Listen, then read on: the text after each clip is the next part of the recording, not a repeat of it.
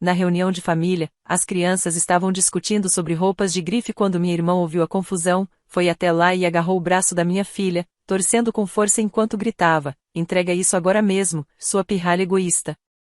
Tess começou a chorar de dor, e eu corri até ela. "Firme", falei, "solta ela agora ou isso vai acabar muito mal para você." Minha mãe imediatamente se juntou à confusão e, sem pensar duas vezes, me deu um tapa no rosto, gritando: "Pega essa sua pestinha ingrata e suma daqui. Não queremos lixo como vocês por aqui." Fiquei em silêncio. Peguei o celular e fiz uma ligação que deixou todos em volta pálidos. "Meu nome é Nina. Tenho 30 anos e sou mãe solteira da Tess, minha filha maravilhosa de 5 anos. Criamos só nós duas desde que o pai dela, Shawn, resolveu que ser pai não era para ele e sumiu quando ela mal tinha aprendido a andar. A jornada foi difícil. Comecei como garçonete, mas lutei muito e hoje sou uma corretora de imóveis bem-sucedida. Mais do que isso, venho construindo silenciosamente algo que, agora, está prestes a se tornar o pior pesadelo da minha família. Eles sempre me trataram como a ovelha negra. Minha irmã Helena, 3 anos mais velha, sempre foi a filha perfeita. Casou com o namorado da faculdade, Wesley, logo após a formatura, teve 2 filhos, Brandon, de 7 anos, e Sofia, de 6, e se mudou para uma mansão no subúrbio. Minha mãe, Verônica, nunca perdia a chance de nos comparar, exaltava as conquistas da Helena enquanto me diminuía por ser mãe solteira. O que eles não sabiam é que há muito tempo não estou mais lutando. A reunião aconteceu na casa do lago do meu tio, onde passamos todos os verões desde que eu era criança. Eu quase não fui, mas Tess estava empolgada para ver os primos, então decidi aparecer. Fazia 2 anos que evitava essas reuniões, sempre dando a desculpa de trabalho quando na verdade, só não aguentava mais o julgamento constante e as piadinhas do Wesley. Tess estava linda naquele dia, usando um vestidinho rosa simples que comprei na Target. Ela se sentia uma princesa. Como presente, dei a ela uma bolsinha da Coach que achei em promoção no outlet. Um mimo, mas ela merecia. O problema começou quase na hora. Sofia viu a bolsa e decidiu o que queria para ela. Vale dizer que Sofia está acostumada a ter tudo o que quer. Helena e Wesley a mimam sem limites, compram tudo, de brinquedos a gadgets. Tess, por outro lado, aprendeu a valorizar cada coisinha que tem. "Eu quero essa bolsa", disse Sofia, já puxando o acessório. "Não, é minha", respondeu Tess, educadamente, abraçando a bolsa contra o peito. "Mamãe comprou para mim." "Mas eu quero mais", gritou Sofia, a voz subindo de tom. "Mamãe?" A Tess não quer dividir. Brandon, claro, se meteu, ela tá sendo má. Tem que compartilhar com a família. Eu estava do outro lado do pátio ajudando minha tia com a comida, mas percebi que a coisa estava indo longe demais. Tess segurava a bolsa com os olhos cheios de lágrimas, enquanto Brandon e Sofia tentavam arrancar dela. "Não é justo", gritou Sofia. "Eu nunca ganho nada bonito assim." A ironia era gritante. Ela vestia um look que custava mais que meu orçamento mensal do mercado, sapatos combinando e um laço de grife na cabeça. Mas, mesmo assim, queria tomar a única coisa que Tess tinha.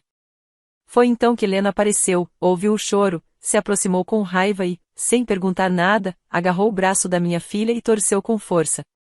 "Entrega agora mesmo, sua pirralha egoísta." Fiquei paralisada por um segundo. Depois, reagi e tudo mudou. Tess começou a chorar imediatamente, não só de dor, mas também em choque. Ela mal conhecia Helena, mas havia sido ensinada a respeitá-la como família. Ver minha filha sofrendo daquele jeito despertou em mim um instinto de proteção mais feroz.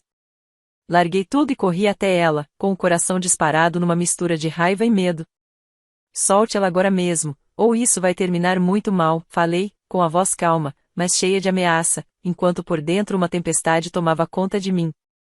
Helena apertou ainda mais o braço da Tess. "Essa pirralha precisa aprender a se comportar. A Sofia quer a bolsa, e ela devia entregar. Solte minha filha. Agora." Estendi o braço, tentando afastar Tess com cuidado. Foi quando minha mãe, Verônica, resolveu se meter. Veio correndo, e sem nem perguntar o que estava acontecendo, me deu um tapa tão forte que o som ecoou pelo quintal. Todos se viraram para olhar. Pega essa pirralha ingrata e desaparece. Não queremos lixo como vocês aqui, ela gritou, o rosto vermelho de raiva. O tapa doeu, mas não tanto quanto aquelas palavras. Não tanto quanto ver minha filha agarrada a mim, assustada, sem entender por que sua própria família a estava tratando como se fosse inferior, como se fosse menos digna do que sua prima. Eu poderia ter gritado. Poderia ter revidado. Poderia ter pegado Tess e saído furiosa, como eles esperavam, como eu já havia feito tantas outras vezes. Mas não. Dessa vez foi diferente. Fiquei em silêncio. Peguei a mãozinha da Tess e a levei para um canto mais tranquilo do jardim, longe dos olhares chocados e das conversas cochichadas que já começavam a circular.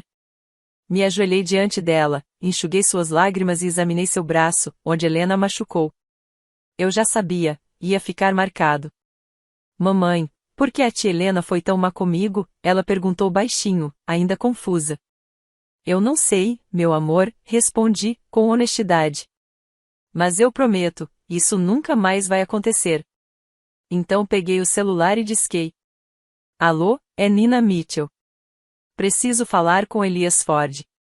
É urgente.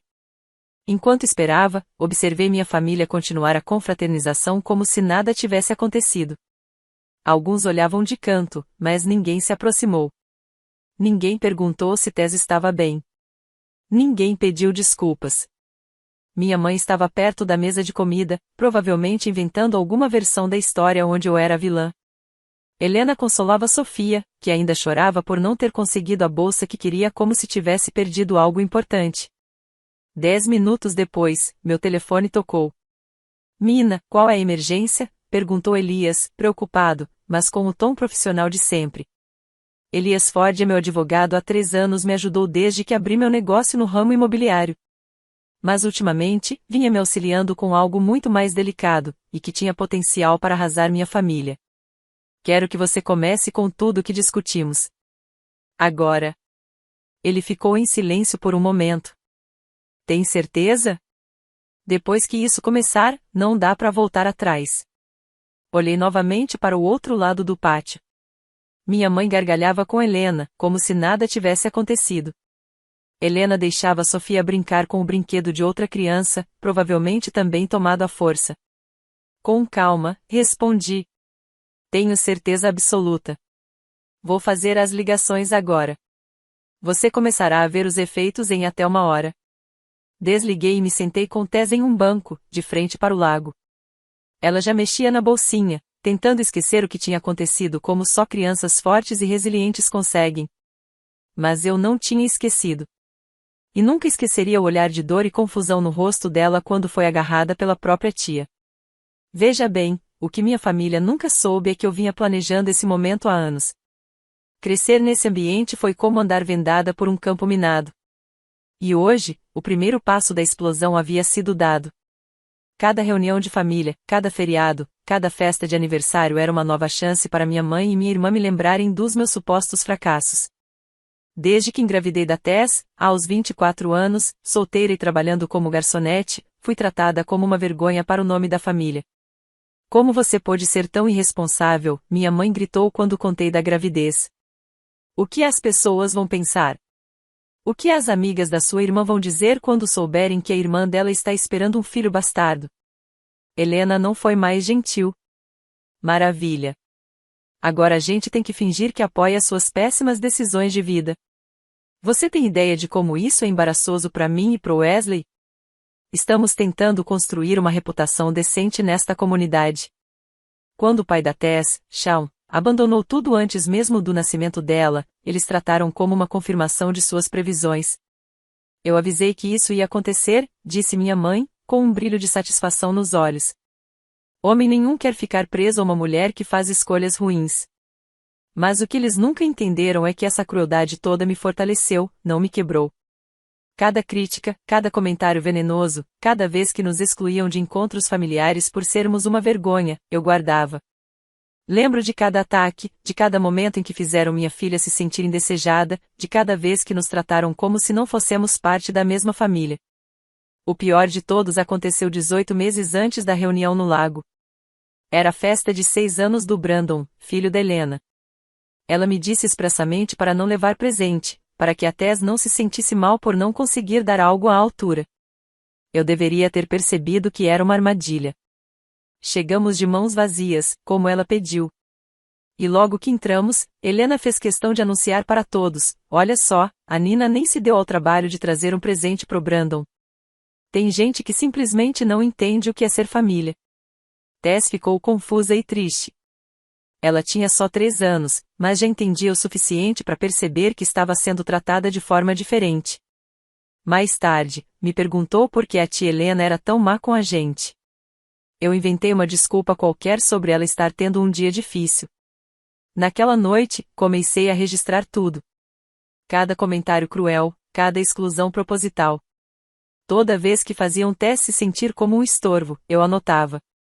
Nome, data, testemunhas, o que foi dito tudo. Dizia para mim mesma que era uma forma de desabafar. Mas no fundo, eu sabia que estava construindo um caso. O ponto de virada foi quando Tess me perguntou por que a vovó Verônica não a amava como amava Brandon e Sofia. Como se explica para uma criança de 4 anos que algumas pessoas são simplesmente cruéis? Como dizer que a própria avó a vê como um erro, como uma vergonha? Foi nesse momento que percebi, anotar não era o bastante. Eu precisava proteger a Tess e garantir que ninguém mais, nenhuma outra criança, passasse pelo mesmo. O jeito que Helena educava os próprios filhos já mostrava sinais da mesma toxicidade com que eu cresci. Vi ela gritar com Brandon por comportamentos normais de uma criança, chamando o menino de burro e inútil só porque ele derrubou algo ou cometeu um erro bobo. Foi aí que comecei a pesquisar minhas opções legais.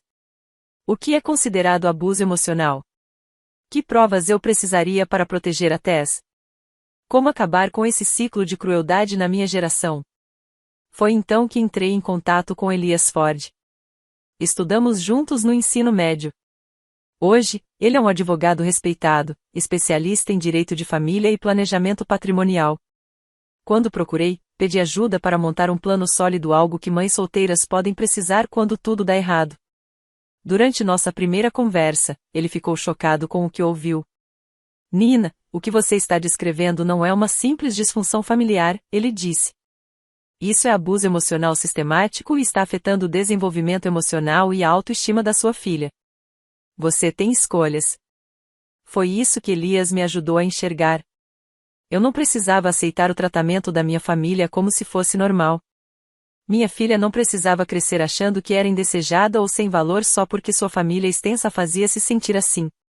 Havia caminhos legais para lidar com o tipo de abuso emocional sistemático que estávamos vivendo. Mas, acima de tudo, Elias me ajudou a perceber que eu tinha muito mais poder do que imaginava. Tudo começou 3 anos atrás, quando minha avó, mãe da minha mãe, faleceu. Vovó Mavi sempre foi minha parente favorita, a única que nunca me fez sentir como uma decepção. Ela era uma mulher brilhante, que construiu um negócio de sucesso do zero e que não tinha a menor paciência para a arrogância e a crueldade que eu sempre vi em minha mãe e irmã. Jamais vou esquecer nossa última conversa. Ela estava internada, fraca, mas ainda com aquele olhar afiado. Pediu para me encontrar a sós, sem a Tess. Quando entrei no quarto, ela segurou minha mão com uma força surpreendente e disse: Nina, preciso que você saiba de uma coisa. Tenho observado como a Verônica e a Helena tratam você e a sua menininha. E isso me enoja. Fiquei sem palavras. Sempre tentei poupar minha avó, escondendo dela o pior das nossas dinâmicas familiares. Não queria que ela carregasse esse peso em seus últimos dias. Vovó, não se preocupe com isso. Silêncio, ela cortou, com firmeza. Estou aqui há 89 anos. Reconheço crueldade de longe. Sua mãe sempre foi amarga e invejosa. Achei que fosse crescer, mas só piorou e agora está ensinando a Helena a seguir pelo mesmo caminho. Ela parou um instante para respirar, e então continuou. Mudei meu testamento, Nina. Estou deixando tudo para você. Não porque não ame o resto da família, mas porque você é a única que sabe o valor da bondade e do esforço. A única que usará o que eu construí para ajudar os outros e não apenas para alimentar o próprio ego. Tentei protestar, mas ela ergueu a mão com delicadeza. Verônica acha que herdará tudo por ser a filha mais velha. Helena espera uma boa parte para bancar aquela vida de fachada e pagar a hipoteca daquela casa absurda. Mas nenhuma das duas jamais trabalhou de verdade. Nenhuma delas sabe o que é sacrifício, esforço, começar do nada. Ela apertou minha mão mais uma vez. Você sabe. Você construiu uma vida digna sozinha, sem apoio de ninguém. Permaneceu gentil, mesmo sendo tratada com desprezo por quem deveria te amar. Esse é o tipo de pessoa que merece continuar o que eu comecei. As lágrimas já escorriam pelo meu rosto. Eu estava emocionada, tocada pela fé que ela tinha em mim e pela clareza com que via o que eu sempre sofri calada. E tem mais uma coisa, ela disse, com voz cansada. Tenho observado a forma como sua mãe vem administrando algumas das minhas finanças nos últimos anos. E não gostei do que vi. Ela puxou uma pasta grossa da gaveta do criado mudo. Pequenos valores desaparecendo. Gastos estranhos. Pagamentos a si mesma sem qualquer autorização. Contratei um investigador particular. Está tudo aqui. Quando chegar a hora, você terá o que precisa. Sua mãe está me roubando, Nina. E acha que sou velha e confusa demais para perceber. Vovó faleceu 3 dias depois. Quando o testamento foi lido, a explosão familiar foi pior do que eu podia imaginar. Minha mãe gritou com o advogado, acusando-o de falsificar os documentos. Helena teve um ataque digno de uma criança mimada, o que já seria constrangedor numa menina de 5 anos, quem dirá numa mulher adulta. Isso é um absurdo. Minha mãe berrou. A Nina não merece isso. Ela é uma mãe solteira, sem educação, sem futuro. Eu sou a filha mais velha. Isso tudo deveria ser meu.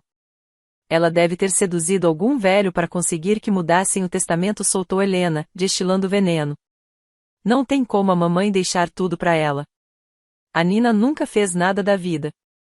O advogado, um senhor de idade que conhecia minha avó há décadas, manteve-se calmo e profissional, mas firme.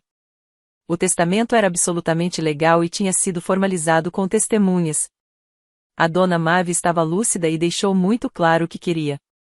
Mas, como minha avó já havia me alertado, havia uma condição: eu só teria controle total da herança ao completar 35 anos e, na época, isso ainda levaria 3 anos.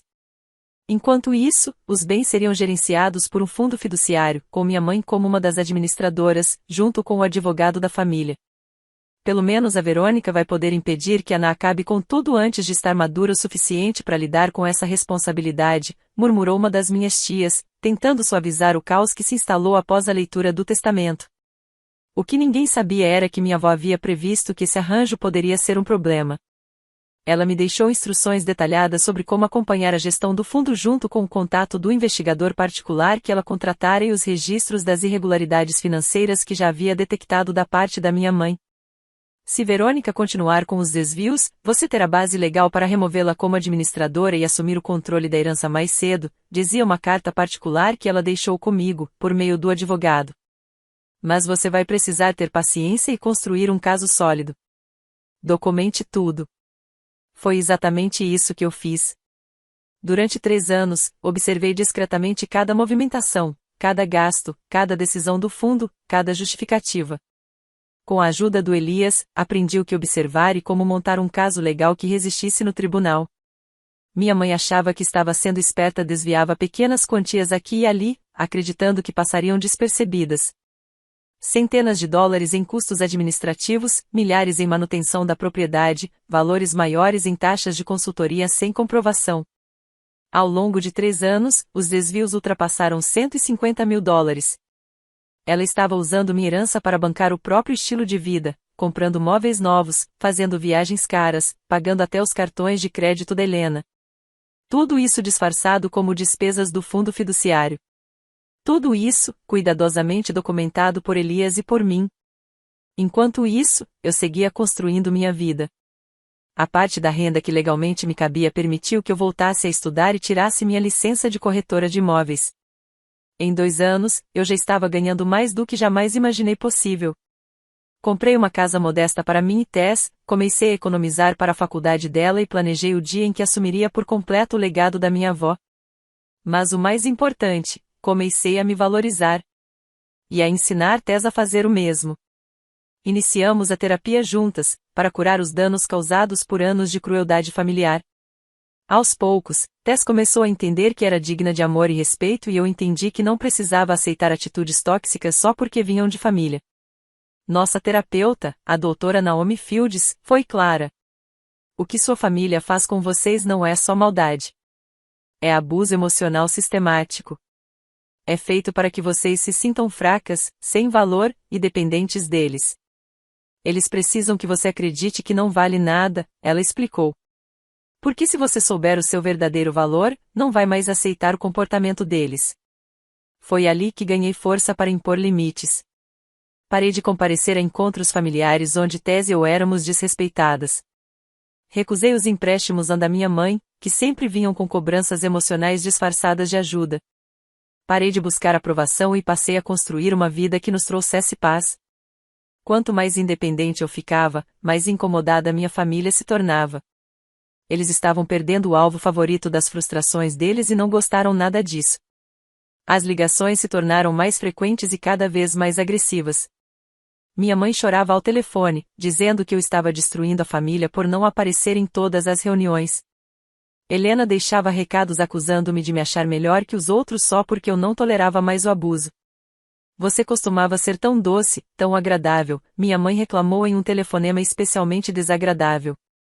Agora está fria, egoísta e irreconhecível. O que aconteceu com a filha que eu criei? O que aconteceu é que eu finalmente entendi que merecia mais.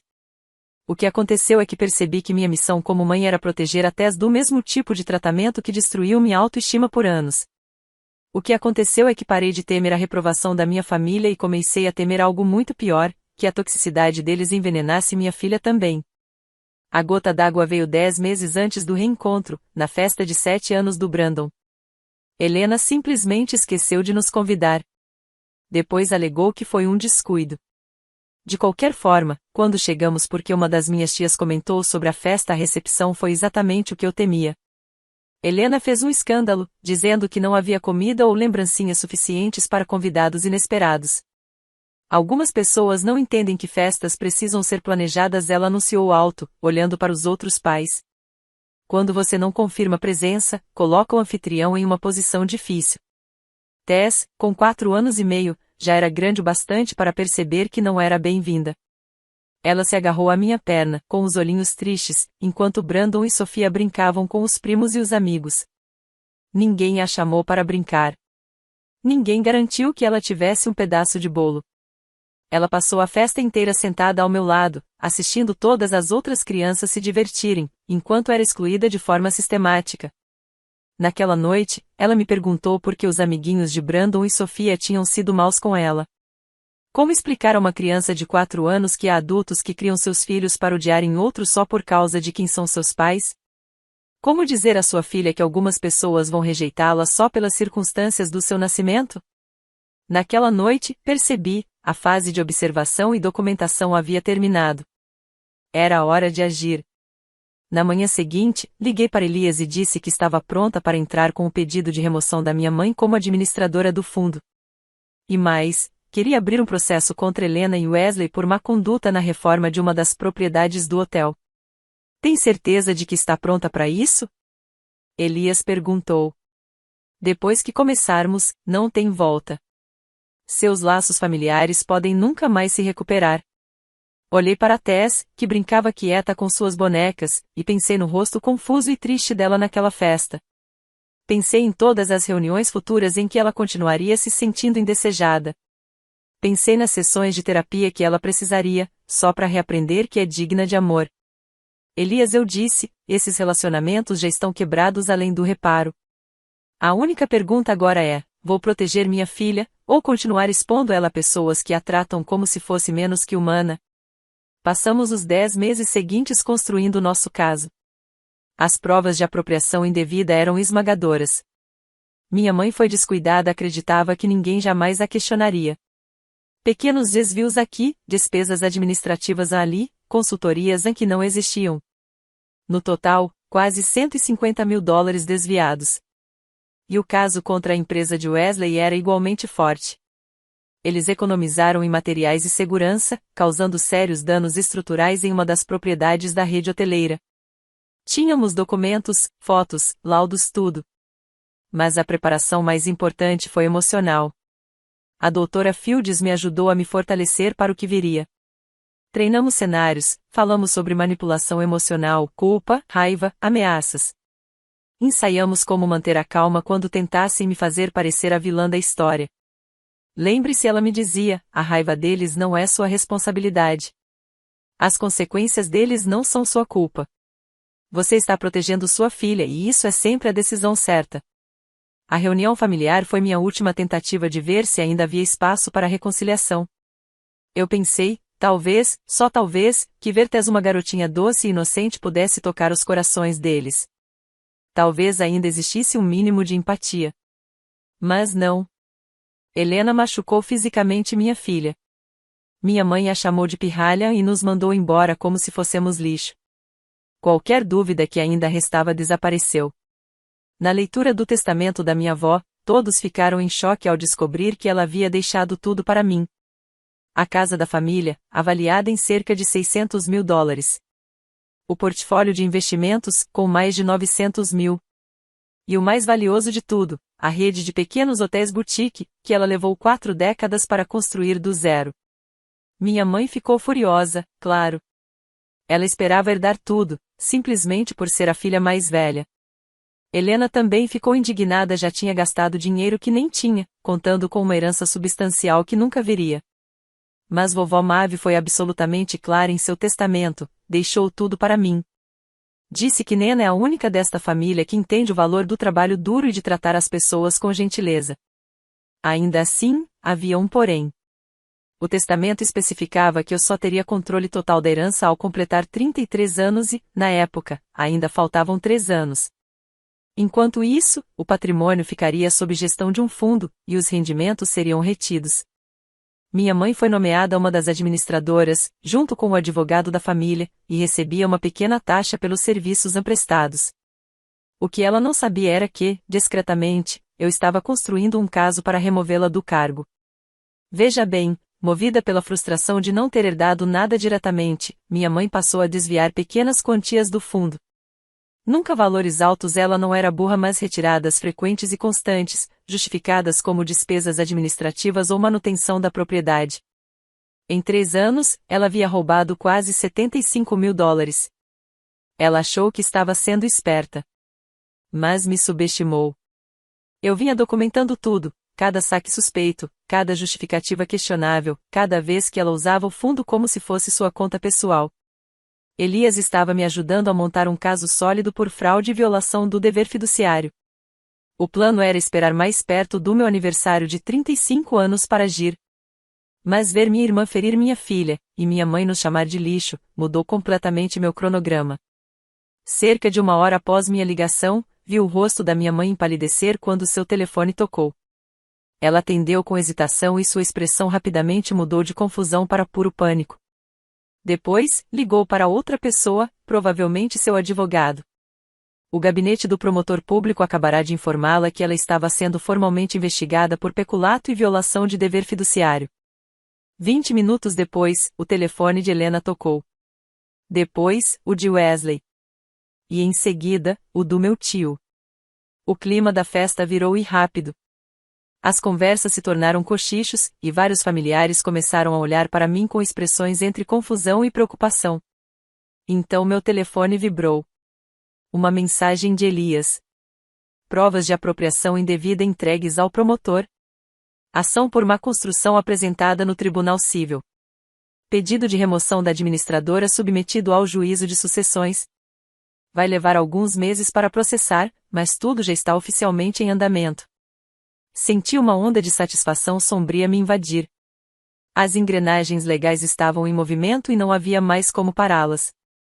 Veja, Wesley trabalhava com construção comercial, e sua empresa havia sido contratada 18 meses antes para reformar um dos hotéis da minha avó. Mas o serviço foi mal feito, cortaram custos, usaram materiais inferiores aos especificados e ignoraram protocolos de segurança. Quando os problemas começaram a aparecer, a empresa de Wesley se recusou a consertar os danos adequadamente, dizendo que era normal e fora de sua responsabilidade. O hotel teve que ser fechado por 2 meses para reparos emergenciais, causando ao fundo uma perda de receita de quase $120.000, além de custos extras.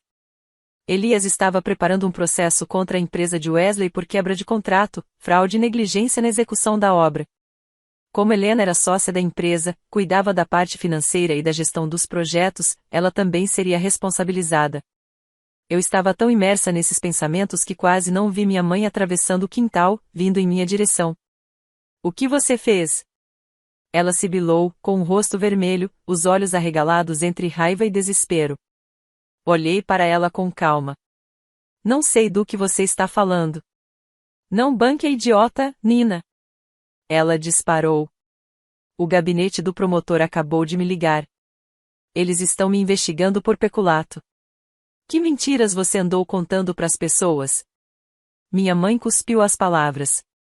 "Nenhuma mentira, mãe. Só os fatos." A mão dela chegou a tremer, parecia que queria me dar outro tapa, mas dessa vez havia testemunhas demais ao redor. "Sua ingrata vingativa. Depois de tudo que fizemos por você. O que exatamente vocês fizeram por mim?" Perguntei, ainda com a voz calma. "Além de roubar minha herança e deixar Helena machucar fisicamente a minha filha?" "Nós não roubamos nada." Ela retrucou, furiosa. "Esse dinheiro foi usado para despesas legítimas." "Suas férias no Havaí foram uma despesa legítima do fundo?" Perguntei. "E o carro novo que você comprou mês passado? Ou os pagamentos dos cartões de crédito da Helena, pagos com dinheiro da minha herança?" O rosto dela perdeu toda a cor. Ela sabia que eu tinha provas. E então Helena surgiu ao lado dela, com a mesma expressão de pânico. O que está acontecendo?" Ela perguntou, aflita. "Nosso advogado acabou de ligar falando sobre um processo por causa da reforma do hotel." "Isso é loucura." "Não. Isso é justiça", respondi, erguendo-me e segurando a mão da Tessa. "Vocês realmente acharam que não haveria consequência nenhuma?" "Consequência do quê?" Helena exigiu, cruzando os braços. "Vocês usaram materiais de baixa qualidade, ignoraram normas de segurança, e quando os problemas apareceram, se recusaram a consertar. Por causa da negligência da empresa de vocês, o hotel teve que fechar por 2 meses. O fundo perdeu quase $120.000. Isso é um exagero. Os problemas não foram culpa nossa. Então vocês não vão se incomodar em explicar isso para um juiz." A essa altura, ninguém mais fingia que não estava ouvindo. Todos da família agora assistiam ao confronto em silêncio, entre incrédulos e tensos. Minha mãe agarrou meu braço com força do mesmo jeito que Helena tinha feito com Tessa antes. "Vocês precisam parar com isso agora. Somos uma família." Olhei para a mão dela no meu braço, depois para seu rosto. "Família não rouba uns dos outros. Família não machuca crianças. Família não chama uma menina de 5 anos de pirralha e tenta arrancar seus pertences. Foi só um mal-entendido." "Não, mãe. Foi agressão. Contra uma criança. Contra minha filha." Retirei a mão dela do meu braço, com calma, e peguei Tessa no colo. "Estamos indo embora agora. Vocês vão ouvir do Ministério Público sobre a investigação criminal por peculato. Helena e Wesley vão ser notificados pelo meu advogado sobre o processo civil. E todos vocês também ouvirão dos serviços de proteção à criança sobre o que aconteceu aqui hoje." A simples menção ao CPS, Serviço de Proteção à Criança, fez vários parentes empalidecerem. Helena parecia prestes a desmaiar. "Você não ousaria envolver o CPS contra sua própria família?" minha mãe sussurrou, quase sem voz. "Já envolvi. Eles levam acusações de abuso infantil muito a sério. Ainda mais com testemunhas." Olhei ao redor. O curioso sobre reuniões de família é que sempre há quem veja tudo. E era verdade. Embora muitos tivessem se calado quando Helena machucou Tessa e minha mãe me agrediu, vários ficaram visivelmente horrorizados com o que viram. Minha prima Sloan já tinha se aproximado discretamente e disse que estava disposta a prestar depoimento. A esposa do meu tio havia tirado fotos dos hematomas que se formavam no braço de Tessa. Nem todos na minha família eram ruins, alguns só tinham medo demais da minha mãe para falar. Mas agora que o limite tinha sido ultrapassado, sabiam o que era certo.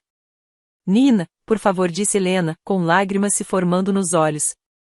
A gente não pode resolver isso? Eu sinto muito pelo que aconteceu com a Tess. Eu só queria ensinar ela a dividir. Machucando ela fisicamente e chamando de pirralha. Isso é sua ideia de ensinar? Eu perdi a paciência. Não vai acontecer de novo. Você tem razão. Não vai. Porque nunca mais terá outra chance. Comecei a caminhar rumo ao meu carro, Tessa nos meus braços, quieta. Atrás de mim, ouvi minha mãe e Helena discutindo entre si, as vozes cada vez mais nervosas, desesperadas e altas. Mas eu não olhei para trás. Isso tudo é culpa sua, ouvi minha mãe dizer para Helena. Se você não tivesse agarrado aquela criança. A culpa é minha? Helena retrucou, ofendida. Você que deu um tapa nela. Você que está roubando dinheiro. Sorri com tristeza enquanto colocava Tess na cadeirinha do carro. Elas já estavam se voltando uma contra a outra, exatamente como eu imaginava que aconteceria. Enquanto dirigíamos para longe da casa no lago, Tess me perguntou. Mamãe, a gente está encrencada? Não, meu amor. A gente não está encrencada. Quem machucou você é que está. Ótimo, respondeu, com firmeza. Elas foram más. Os 18 meses seguintes foram um turbilhão de ações legais. Minha mãe acabou sendo presa e acusada formalmente de peculato e violação do dever fiduciário após uma investigação completa do Ministério Público. O valor que ela havia desviado era alto o suficiente para configurar crime. O advogado dela até tentou negociar um acordo, mas Elias foi claro: tínhamos um caso tão sólido que não havia motivo para aceitar menos do que a restituição total e pena de prisão. Já a empresa de Helena e Wesley foi processada por quebra de contrato, fraude e negligência na obra do hotel. A seguradora deles inicialmente tentou negar responsabilidade, mas diante das provas incontestáveis que Elias reuniu, fecharam um acordo extrajudicial de $240 mil, o dobro do prejuízo causado ao fundo. A investigação do Conselho Tutelar, CPS, foi profissional e minuciosa. Entrevistaram Tess, eu, e várias testemunhas da reunião de família. Embora Brandon e Sofia não tenham sido retirados da casa da Helena, a família foi obrigada a comparecer às sessões obrigatórias de aconselhamento e passou a ser monitorada por tempo indeterminado. Mas o momento mais gratificante veio 15 meses depois. O roubo cometido pela minha mãe foi considerado grave o bastante para que o juiz deferisse minha petição de remoção do cargo de administradora. Fui oficialmente nomeada para supervisionar o patrimônio da minha avó. Aos 30 anos, assumi o controle total da minha herança 3 anos antes do previsto. A primeira coisa que fiz foi cortar a taxa de administração que minha mãe recebia. A segunda foi rescindir qualquer contrato da empresa de Wesley com as propriedades do hotel. A terceira foi criar um fundo educacional para Tess para garantir que ela nunca tivesse que depender da bondade ou caridade de ninguém. Minha mãe se declarou culpada para evitar o julgamento. Foi condenada a 18 meses de prisão, com possibilidade de liberdade antecipada por bom comportamento. A empresa de construção da Helena e do Wesley não resistiu às dívidas legais e faliu. Tiveram que vender a mansão em que viviam e se mudar para uma casa alugada do outro lado da cidade. Hoje, a família está basicamente dividida. Alguns acham que eu exagerei, que deveria ter resolvido tudo em casa, sem envolver advogados ou polícia. Essas pessoas ainda convidam minha mãe e Helena para reuniões e as tratam como vítimas da situação. Outros, porém, me procuraram em particular para dizer que estão orgulhosos de mim. Que sentem muito por não terem falado nada naquele dia. Alguns fizeram verdadeiros esforços para construir uma relação respeitosa e presente comigo e com Tess. Não participo mais de reuniões familiares. Não preciso desse estresse e muito menos quero que Tess conviva com quem acha aceitável machucar ou negligenciar uma criança. Em vez disso, criamos nossos próprios pequenos encontros, com familiares que demonstraram ser seguros e gentis. Tess está florescendo. Hoje estuda em uma excelente escola particular, graças à estabilidade financeira que finalmente consegui. Faz aula de dança e de piano. Nunca me perguntou por que não vemos mais a tia Helena ou a vovó Verônica. Crianças são surpreendentemente resilientes.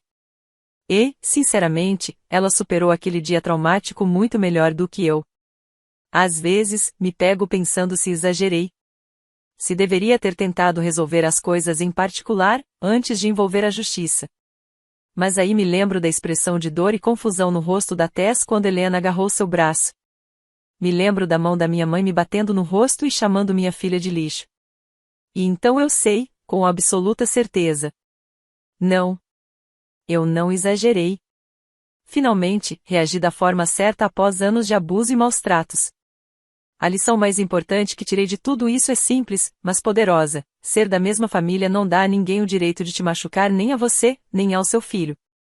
Parentesco não justifica roubo, crueldade ou violência.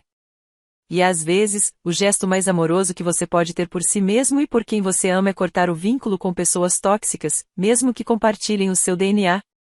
Minha avó estaria orgulhosa de mim. Tenho certeza disso. Ela sempre dizia que a coisa mais importante da vida é proteger quem você ama e se levantar quando os outros tentam te derrubar. Ela me ensinou que gentileza é um valor essencial, mas nunca à custa da própria dignidade ou segurança. A propósito, Tess ainda tem aquela bolsinha da Coach. Ela leva em ocasiões especiais e diz, com orgulho, que foi a bolsa que ensinou sua mãe a ser corajosa. Talvez ela não compreenda completamente o que aconteceu naquele dia, mas sabe que eu lutei por ela quando ela mais precisava. E, no fim das contas, isso é tudo o que importa. Hoje, estamos construindo nossas próprias tradições e a nossa própria família, aquela que escolhemos. Tess tem tias e tios que não são nossos parentes de sangue, mas que a amam de verdade e jamais a machucariam. Ela tem avós postiços que a mimam com carinho e lhe ensinam lições valiosas sem quebrar sua autoestima. Mais do que tudo, ela está crescendo com a certeza de que merece ser tratada com respeito e amor. E que, quando alguém escolhe agir de forma diferente, há consequências. O telefonema que fiz naquele dia, naquela reunião, não apenas a protegeu de mais abusos, ensinou a ela que ela vale a pena ser protegida. Que, se alguém a ferir, haverá respostas. Que sua mãe sempre lutará por ela, não importa o custo. Esse é o legado que quero deixar para minha filha. Não se trata de dinheiro, propriedades ou negócios. Trata-se de valor. De amor. De saber que ela é importante, amada e digna de respeito. E, se um dia alguém tentar convencê-la do contrário, bem, essa pessoa descobrirá o quão assustador pode ser o amor de uma mãe. A última notícia que tive é que minha mãe está se adaptando à vida na prisão o melhor que pode. Helena e Wesley enfrentam dificuldades financeiras, mas tentam reconstruir seus caminhos. Sofia e Brandon estão indo bem na terapia, aprendendo maneiras mais saudáveis de lidar com frustrações e conflitos. Não desejo o mal a nenhum deles. Espero, de coração, que tenham aprendido algo e se tornado pessoas melhores por causa disso. Mas também não sinto qualquer obrigação de facilitar a vida deles e muito menos fingir que o que fizeram foi aceitável. Tess e eu estamos construindo uma vida linda. Cercadas de gente que realmente se importa conosco. Gente que nos trata com o carinho e respeito que merecemos. Somos felizes, saudáveis e finalmente livres da dinâmica familiar tóxica que arruinou minha infância. Aquele telefonema mudou tudo. Pôs fim a anos de silêncio e de aceitação do inaceitável. Foi o começo de um novo capítulo, onde Tess crescerá sabendo o próprio valor e nunca aceitará menos do que merece. Às vezes, o ato mais poderoso que alguém pode fazer é simplesmente se recusar a aceitar o que é errado. Às vezes, proteger seu filho significa tomar decisões difíceis que outros vão criticar. E, às vezes, a melhor vingança não é gritar ou se vingar. É apenas viver bem. Ensinar seu filho que ele é digno. E não permitir que ninguém o faça duvidar disso. Aquela reunião foi a última vez que alguém encostou na minha filha com raiva. A última vez que alguém a insultou, ou tentou tomar o que era dela. A última vez que aceitei ser tratada como se fossemos menos do que humanos. Bastou um telefonema. E eu faria tudo de novo sem hesitar.